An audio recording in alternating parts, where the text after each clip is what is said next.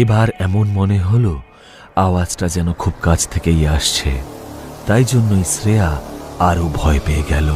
ও বিছানা থেকে উঠে দাঁড়ালো আর এদিক ওদিক তাকিয়ে বলল, কে তুমি? সামনে আসছো না কেন?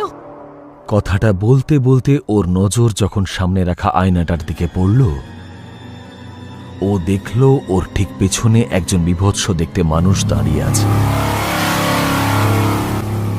লোকটা সাদা রঙের পোশাক পরেছিল, যাতে ওর কালো রঙের মুখটা আরো ভয়ঙ্কর লাগছিল। তার উপর জ্বলন্ত কয়লার মতো দুটো চোখ, যে কোনো শক্ত সমর্থ মানুষের বুক কাঁপিয়ে দেওয়ার জন্য যথেষ্ট। শ্রেয়া ভয় পেয়ে তক্ষুনি চট করে পিছন ফিরে দেখল, কিন্তু ওখানে কেউ ছিল না। শ্রেয়া নিজের বুকে হাত রাখল আর জোরে জোরে নিঃশ্বাস নিতে নিতে বলল, থ্যাঙ্ক গড, কেউ নেই। কথাটা বলেই যেই আবার পিছন ঘুরে আয়নাটার দিকে তাকালো, তখন দেখল আয়নার উপর টপ টপ করে রক্তর ফোঁটা পড়ছে।